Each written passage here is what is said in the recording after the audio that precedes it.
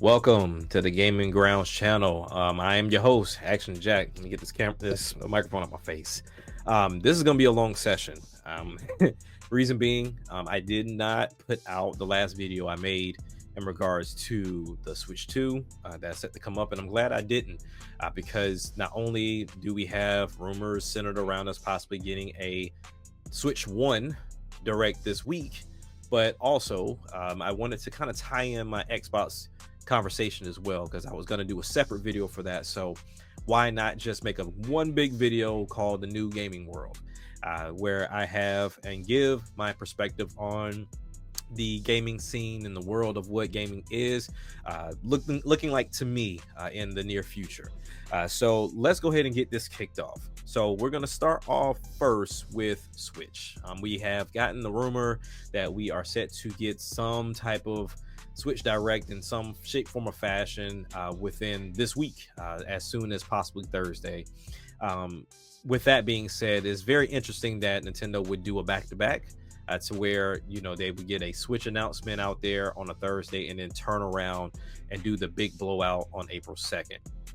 I've never seen it done, but if it is to be done, then I think that would be very, very interesting and really get the ball rolling. And I think that purpose for them to do that would be to show that they're still going to be supporting the first Switch and then get us all prepared for the Switch 2 for those of us that are considered enthusiasts or those that are just genuinely interested, that want to kind of jump into the fray of the new generation as it is to be once Nintendo kicks it off, right?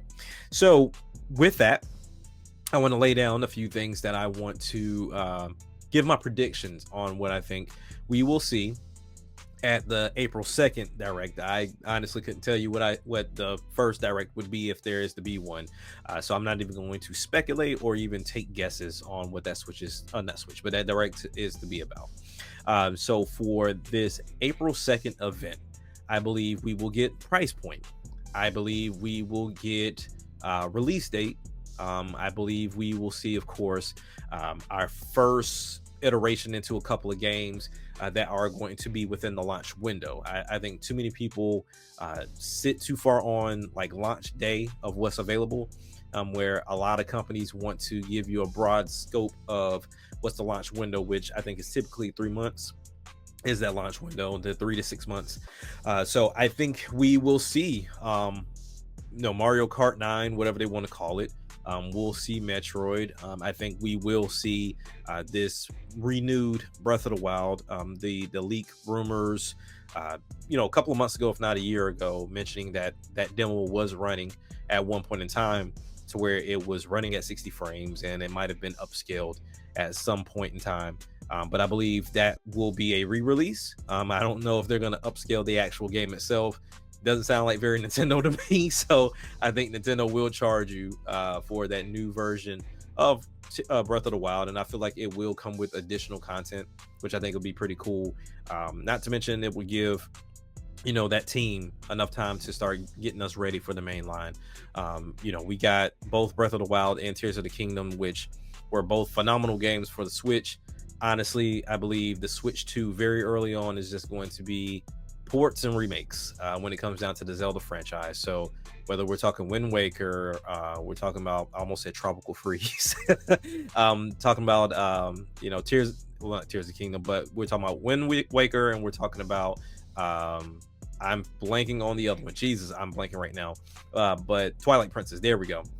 Twilight Princess, I believe we will then see more of the Majora's Mask, Ocarina of Time, whether that's going to come in the form of emulation on NSO or if they're just going to re-release it all together.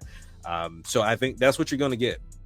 You're going to get a brand new Breath of the Wild. You're going to get Twilight Princess. You're going to get Wind Waker. You're going to get Majora's Mask. You're going to get Ocarina of Time.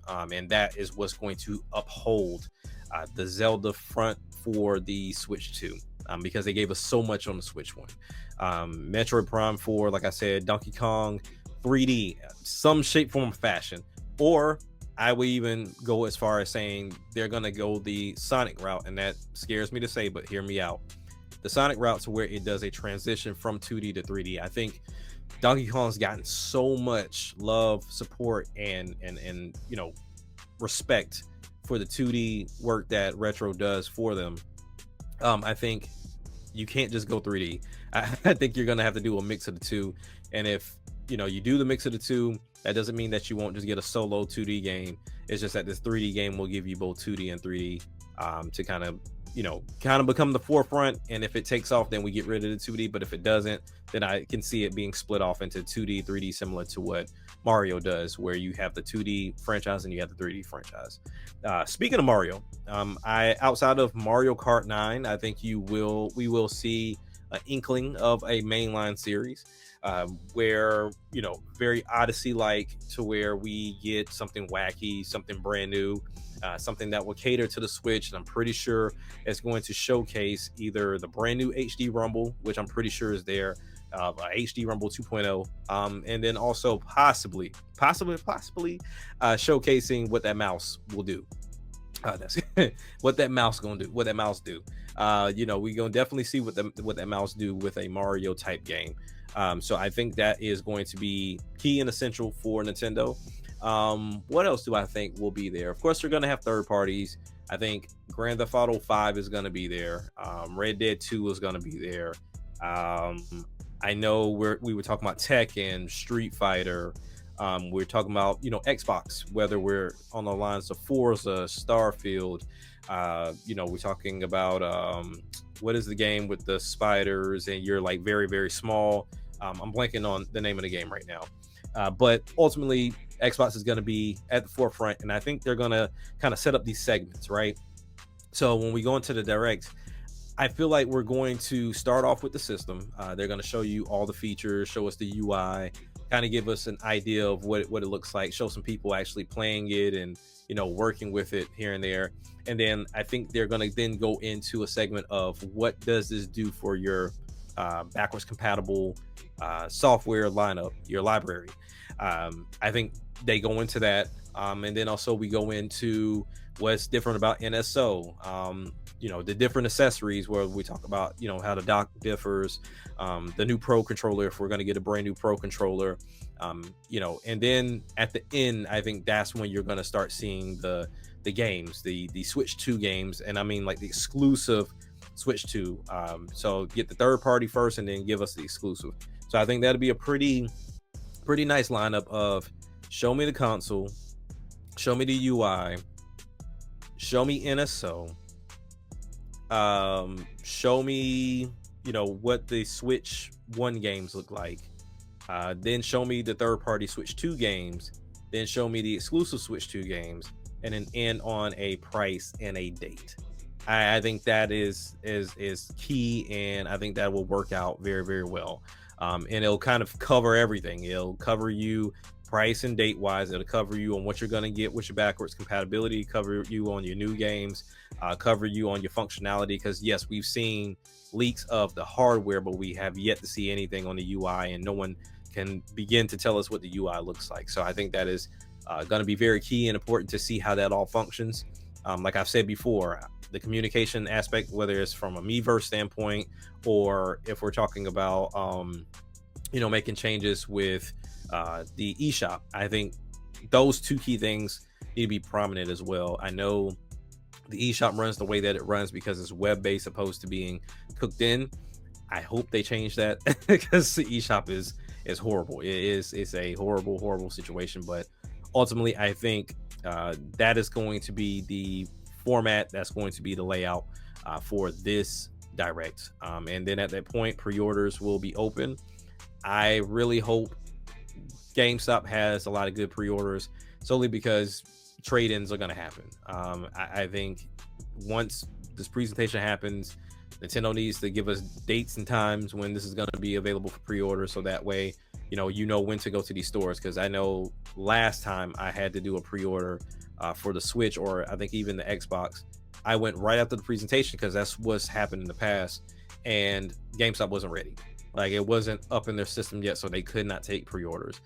So I'm looking forward to that, because I'm still one that goes and gets my games. If I don't buy them digitally from brick and mortar stores, I don't get them from Amazon. I've seen too many horror stories of I ordered the game and my order was delayed, or it didn't show up on time, or it's 2 or 3 weeks late. Like, I'm not trying to get in there. I'd rather go and get it from the store myself and not worry about Amazon and their delivery. And I'm at home and it doesn't get there until like 5 to almost 9 o'clock at night. So I'll be picking it up in store, and hopefully, GameStop works this very well with these trade-ins, and have great deals for us pro members as well, to where we get more bang for our buck on whatever it is that we're trading in. Now, let's move into Xbox. That was going to be my next video, and where I see Xbox going, and this kind of ties into this whole world of gaming that I'm speaking of, to where while Nintendo was king, there's still other players within this field and within this world.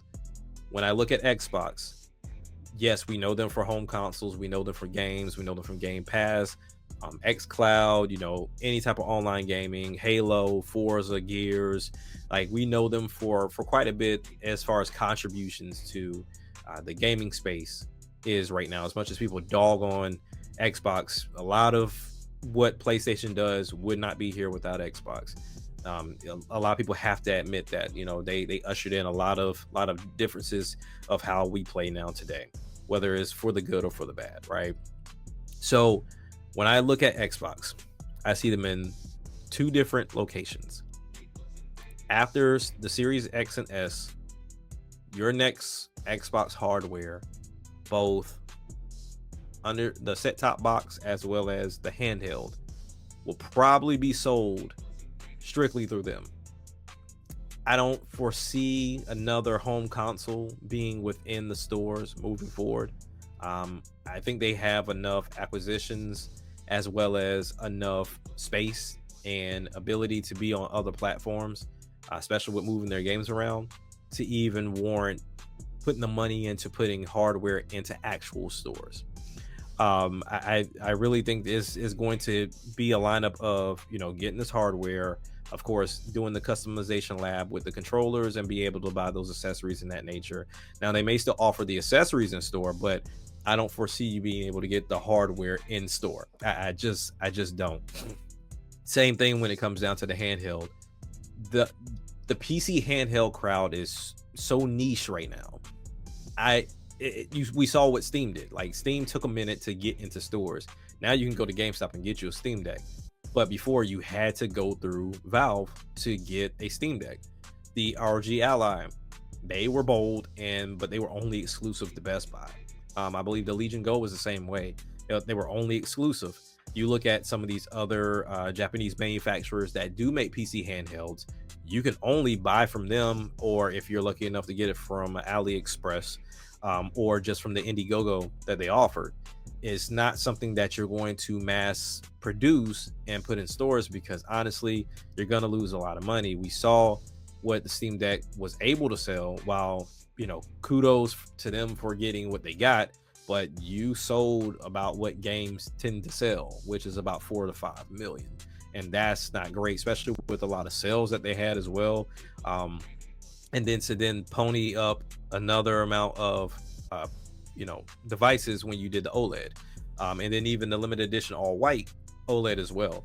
So I think that's also a means as into why, once they ushered in the Steam Deck, they are now passing out SteamOS to other companies for them to be able to do their own thing, because the Legion Go S is going to have a Steam variant as well as a Windows variant.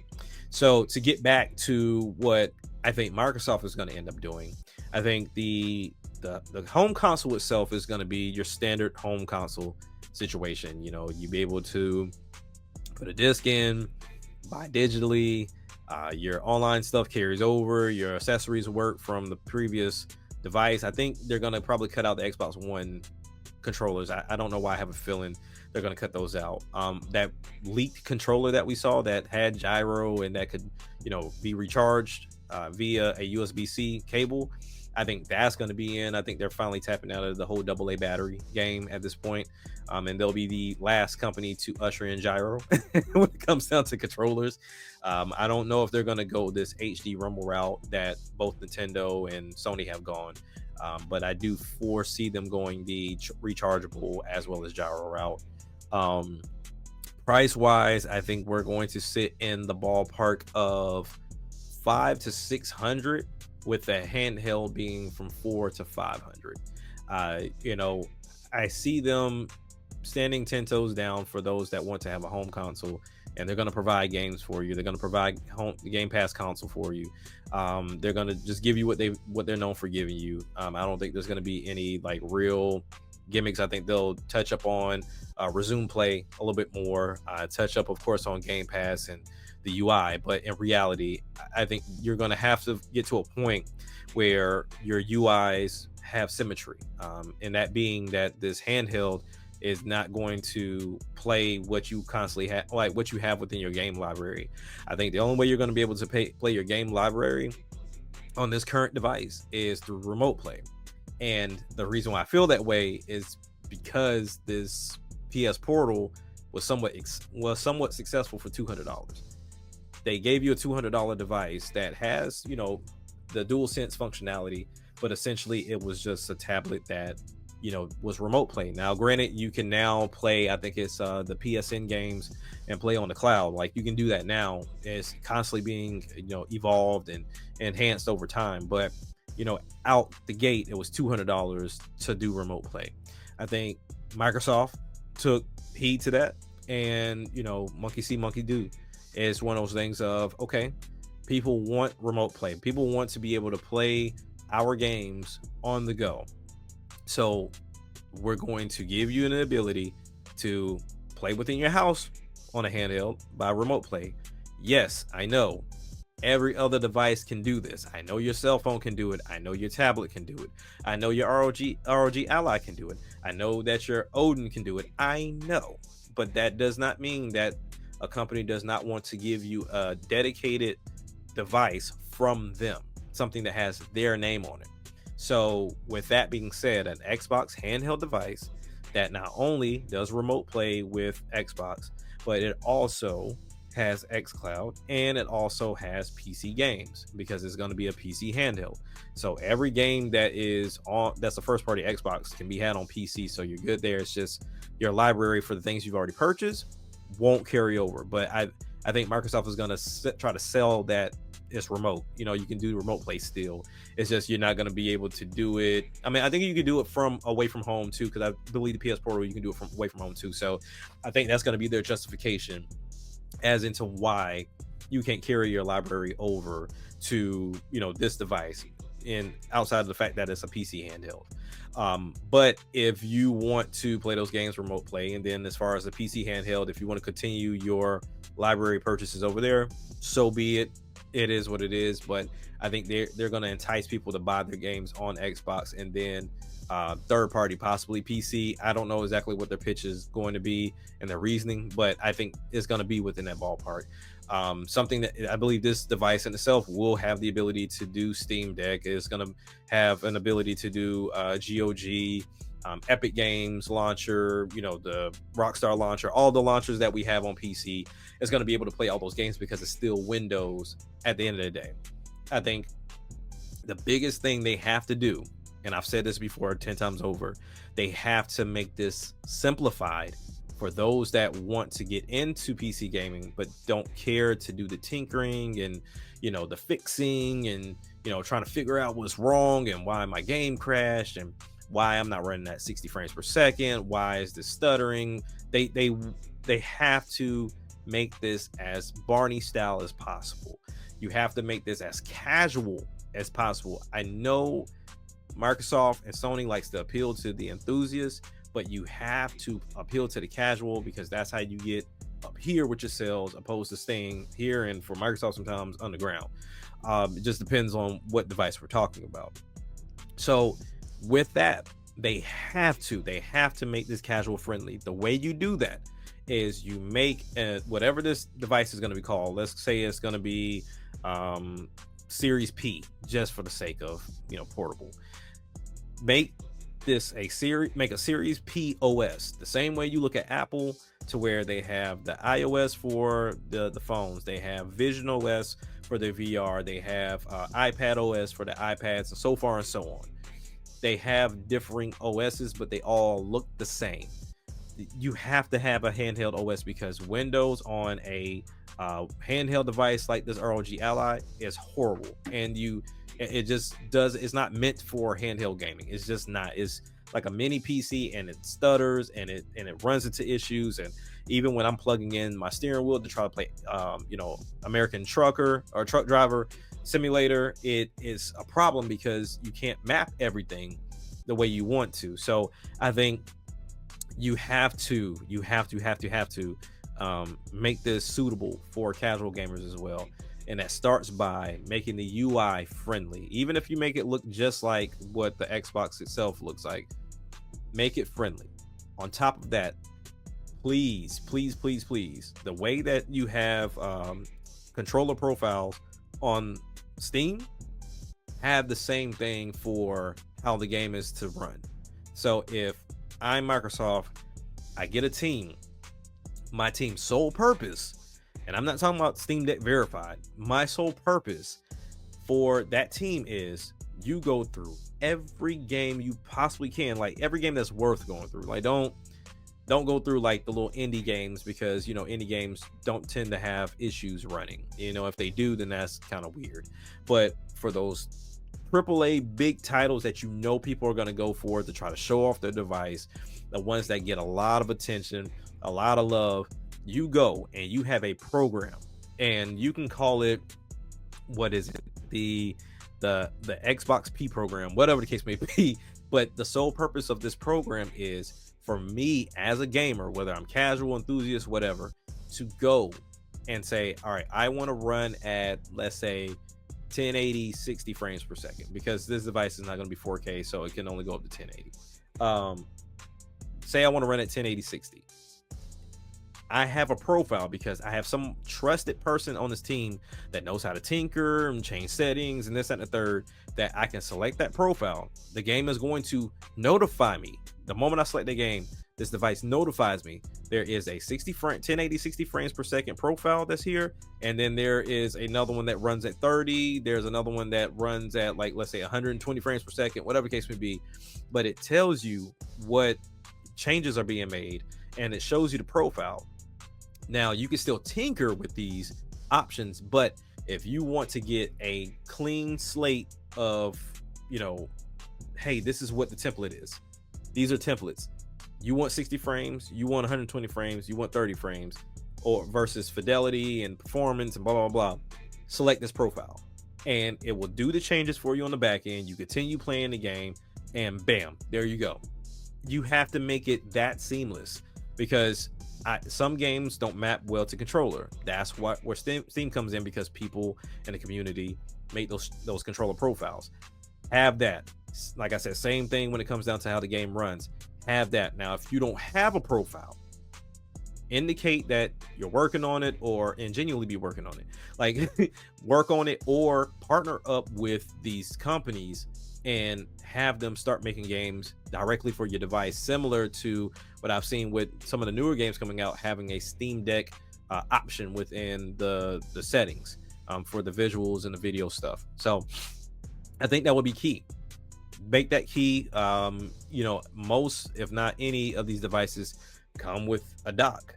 Provide a dock that does not cost a freaking arm and a leg. I have a $20 dock for this, and it works just fine. It puts out the proper resolution. It has extra USB ports. It plugs into my wall. I have no issues. I just plop it down, plug it in, and it works. Do not come out here selling a $60 to $100 dock and it doesn't do anything fancy. And I know they have some that have like you can put SSDs into them, like the M.2 SSDs in them. I don't see that being viable, but I know some people that will probably use it. I don't want to put things on the SSD and thinking that I can do it handheld, and in reality it's on the SSD. I don't really see a reason why you would offset anything onto that, but to each his own.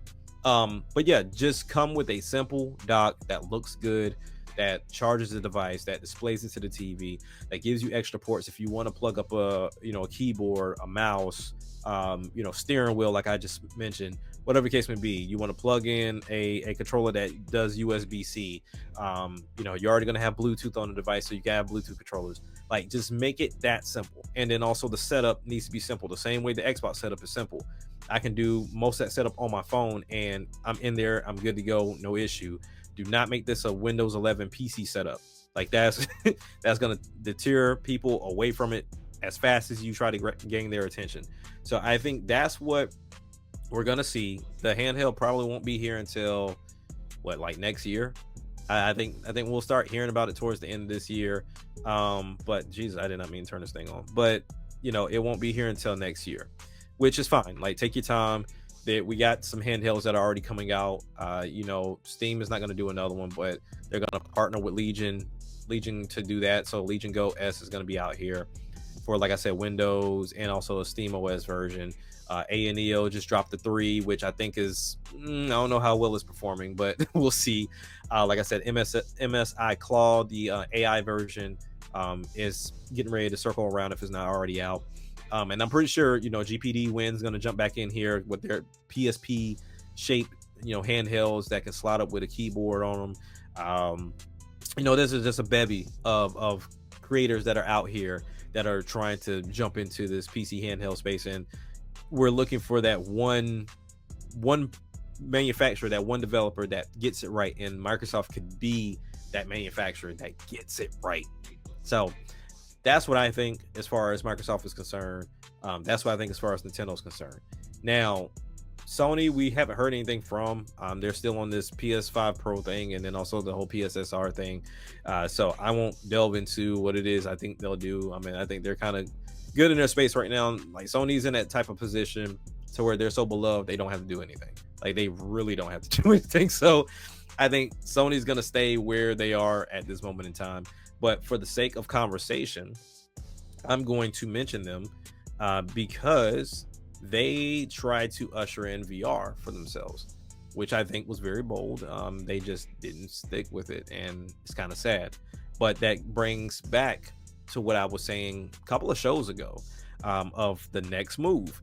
And that next move can easily be this. Can't find my camera. Be this. AR gaming with glasses.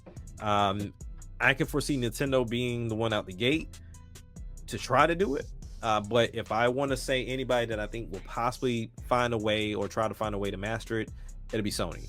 I think that is the smart move. To be honest with you, as much as I love VR, it's not looking too good. I don't think it's really going to go anywhere. You can't get the nuances out the way. I mean, when we talk about price, space, comfortability, the games that are there, like, there are some great games there, but in all honesty, the ones that are really thriving are the little simple free to play games, and it is reminiscent to the mobile space. So it is what it is on that front. But to go into what our evolution would possibly be, like I've said before in previous videos, is going to be the AR partnered with the gaming console. So the company that figures out the best way to plug this in and make sure that this works, and hopefully not have to force people to buy corrective lenses to go inside, because I bought some and they work fine. It's just that's an extra expense, and I don't know if there's a technology out there that would help those correct their vision with any lenses, but that would be pretty dope. Probably expensive, but pretty dope. And if not, then I'll buy the extra accessory for me to be able to see, because I'm vision impaired. But I think that's the next move, and honestly, I think that's a smart move as opposed to going to VR, because it's just too expensive. And like I said, I have on Meta Ray-Bans now. If by some means you can get those glasses that do what these do, on top of doing landscape video, as well as having a bigger battery, and also being able to be plugged in to a device to be able to utilize a 128-inch screen with translucent lenses that can go dark or clear, I think that'd be pretty dope. I think that should be the next move. The same way I thought years ago we should have went the widescreen route versus the 3D route that we did with TVs.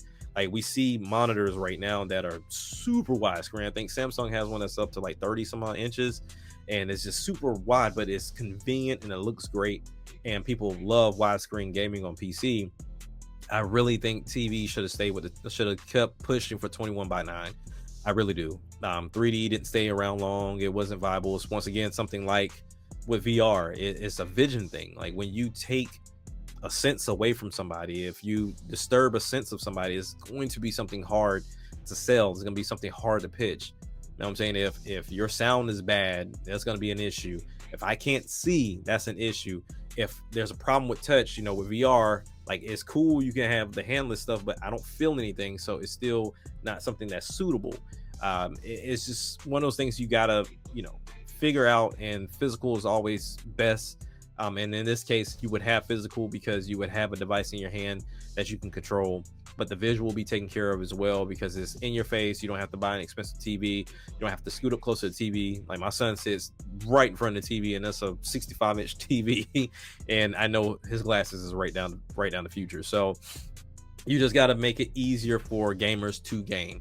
Like take a lot of burden away from them, and you'll sell. But yeah, I think AR may be that next move. So to go into the next thing that I want to talk about as far as the gaming space, retro gaming. For those of you that have watched the Winging It podcast, I've gone heavy into retro handheld gaming. I have this Retro Pocket 5. I rebought a 3DS and modded that one. I also have a ROG 406H as well. 40, yeah, don't let me lie to you. This is one of the ones. It's so many freaking numbers. Is crazy at this point, but it's everything. So I've gotten into those as well. They're a part of the gaming space. When we talk about games, some of us do not like a lot of what these new games are. They're trying to be too realistic. It seems like every freaking month there's a new shooter, whether that's mobile space or console space. It seems like a lot of these developers are not in tune with the gamer per se, and everybody's trying to either follow the trend of Fortnite or follow the trend of Call of Duty, or going into whatever trend that's really hot at the moment. They're just trying to copy, and they don't have like fresh ideas. And that's not to say all developers are that way. It's just majority are that way right now, and a lot of us have figured out, you know what, I'm just going to go backwards. I had the most fun with my 6th gen or any gen before then, so that's just what I'm going to do. So that has been amazing for me. I've put my kids on to some amazing games, whether it was your arcade games like NBA Showtime, if it was talking about the older Mario parties, if we're talking about going into like some of the old Power Ranger or TMNT games, is just genuinely showing them like graphics wasn't like that big of a deal. We had our midnight clubs, we had our NBA streets, and they enjoy these games a lot more. Like granted, they'll still turn on a Roblox, they'll still turn on a Call of Duty or a 2K, but they are inclined to figure out what's another game they can play and get involved with from my past of gaming. And I think that's an amazing thing, as not only as a dad, but then also as a gamer, because it goes to show you that there were some timeless games that we had back then that we may have taken for granted. And for those of you that preach preservation, like these games, this is the key reason why we should preserve, but you should be the one that preserves. Don't try to put the onus off on the companies. That's a lot of freaking money, especially for something that you can just keep yourself, opposed to selling if you really care that much. But that's another subject. But ultimately, when it comes down to retro, there's a bevy of handhelds being released. I think 1X Sugar is getting ready to make this modular 2-screen Android device. Retroid is getting ready to release the Flip 2, along with the classic that where you can get regular Game Boy style handheld, but then also you can get one that has the 6-button layout like the old Sega controllers. But the 4x3 screen is OLED, if I'm not mistaken. So I think that's pretty interesting. There's so many of them, and there's other companies, whether it's Pal Kitty, you talk about Mio Mini, who else is out there? AYN, they're out there, because I have the Odin as well. Like I said, Ambernic, Retroid, they're all out there. So the retro space is still heavy, it's still in full. And for the scalpers and the collectors, hey man, y'all running these prices up. I need y'all to chill out, because there was no reason for me to spend what I spent on a 3DS, and it wasn't even mint condition either. That was the crazy part about it. And even contemplating getting a Vita, and then I realized majority of the video games you can have somewhere else. So I just said whatever with it. But the retro space is alive and well. Same way with these newer consoles. But all in all, I think that's the gaming world. I didn't mention mobile solely because I kind of look to my retro pocket for mobile as well as Odin, because any Android games that are out there you can play on these devices because they're Android devices. I don't foresee myself playing on actual like phones, even with certain things like Stumble Guys. I play on these handheld retro devices. But ultimately, I think we're in a good space moving forward with retro. We're in a good evolution as far as AR is concerned. So hopefully, they continue to evolve there. And Nintendo's holding down the modern style. I need Xbox and Sony to get it together. PC is going to be what PC is going to be. It's been around forever. It's that roach that just won't die. It's going to be alive and well. Because everybody's going to find a space, whether it's you just do it just to tinker, you do it just to show off graphics, you do it to actually game, you do it because you're into MMOs. It's a host of reasons, and you're going to always have a computer because you got to work, right? So it's one of those key things that's going to always be around, and somebody's going to always be interested. And I think that's where Microsoft can really blow this out the freaking park. And even with that UI that I mentioned with Xbox, to make it casually friendly, Jesus, give us an option also to plug it in and say, I want to go to desktop, similar to what the Steam Deck does. Go to desktop, or similar to like what the Samsung device is, to where you can plug these in and go and get Samsung decks. Give that ability too, but make it a little bit more of a light version. Similar to like a Chrome OS situation, like make it a light version. That way, if people want to, do some quick work, if they're on vacation and they forgot their laptops and they just want to, get online real quick and send some emails, then they can do that and then get right back to gaming by doing a quick switch back to game mode from desktop mode. So, Windows can Microsoft can stand to take a lot of cues from Valve, but make it your own as well. Don't just copy the homework and think that it's going to work. It's just not. But when they get this ushered in, I said they need to do the same thing that Steam did or Valve did, and that's start handing it out to other manufacturers that want to do this, whether it's Lenovo, whether it's Asus, Dell, whoever wants to go out here and make them. I think that'd be pretty dope to see different form factors of these devices. But that also can lead to you running into a lot of trouble as far as selling, because that's kind of Android's problem. It's too many things to select from. While most of us love that you have different options, there's no one thing that you can really gravitate towards. But Samsung's kind of taking that lead. But at the same time, things like Huawei get forgotten and OnePlus get forgotten. And, the Motorola's like that are good phones and they get forgotten. So if you want to treat this like Apple, then yeah, just keep it in-house and you make it. But I got a feeling they'll probably send it out unless this is a big hit. But all in all, that's been the long version of what I think this new gaming world is going to be. To recap, Switch 2 is going to be amazing. Xbox is going to release hardware for both console and handheld, but sell from their own storefront. The handheld itself may go to GameStop, but I feel like this is going to all be from their storefront. Sony's going to continue being Sony and just waiting to see what next thing pops, and then they'll follow behind it. PC is going to be what PC is going to be. The retro scene is going to continue to build, is going to continue to grow. You're going to continue to see content creators buy them and not do nothing with them and try to sell you on them because it's the hot thing to get views on. But go to real channels like Retro Game Core with Russ, Tech Dweeb is another one. I know there's another one I watch, ETA Prime. There's another one that you can go to. So it's a host of people that genuinely do this, and you can go get information from them. They'll even show you how to set these things up, and you can really get the ball rolling to see that retro scene. If you want to get your hands on that, as well as PC handhelds as well. But yeah, man, I don't want to take any more of y'all time. Oh yeah, and the AR, I almost forgot. And the AR gaming can really tie into all of this, because I can plug these AR glasses into this ROG Ally. I can plug them into this Retro Pocket, and I can plug them into my Switch, and hell, I can even plug them into my phone. So it works as long as it's got USB Type C. It'll work. But yeah, so thank you all for your time. Hopefully, you enjoyed this listen and kind of get my thoughts on what this direct is going to look like and what the future of gaming is going to look like.